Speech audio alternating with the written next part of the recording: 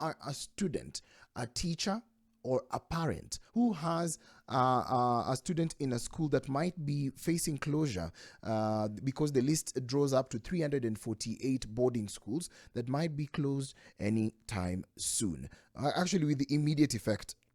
And considering it's only a month till the opening of schools, there's a lot that is set to be prepared for, meaning that most of the students will have to relocate, not relocate, but yeah, switch up schools. And some teachers might actually also have to look for new jobs simply because, or being reassigned to different schools, simply because these schools are going to be closed with immediate effect. So the state has taken the decision to close 348 boarding schools. The closure is due to safety concerns and non-compliance with regulations. 348 schools are the most affected by the closure order, and the schools are located in various regions within the states. I'm going to mention them. There is Kiambu, Kirinyaga, Murang'a, Nyandarua, Kwale, Kilifi, Mombasa, Taita Taveta, Tana River, Kitui, Makueni, Meru, Tharaka Nithi, Embu, Machakos, Isiolo, Nairobi. We have Kisumu, Kakamega, Busia, Migori, and Garissa counties that have,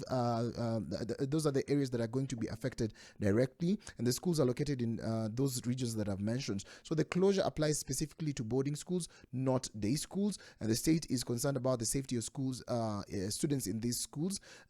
One of the major issue is non-compliance, and the schools have failed to adhere to necessary regulations and standards. The inspections revealed serious safety hazards and violations, and the closure orders is effective immediately, as I've mentioned, and students will need to be relocated to other schools, or alternative arrangements will be made, and the closure will actually affect the employment of school staff.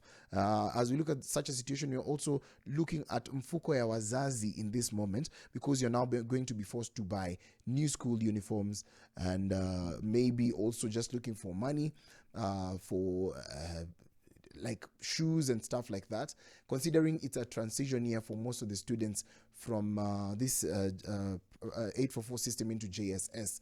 Imekuwa ni mambo mingi. Now I hope everything is going to be well with wazazi, especially when munafanya Christmasi. For wazazi wale wenye wako na watoto in December, when wako na birthdays in December and in January they're supposed to go back to schools, then you're being told that you're supposed to switch up.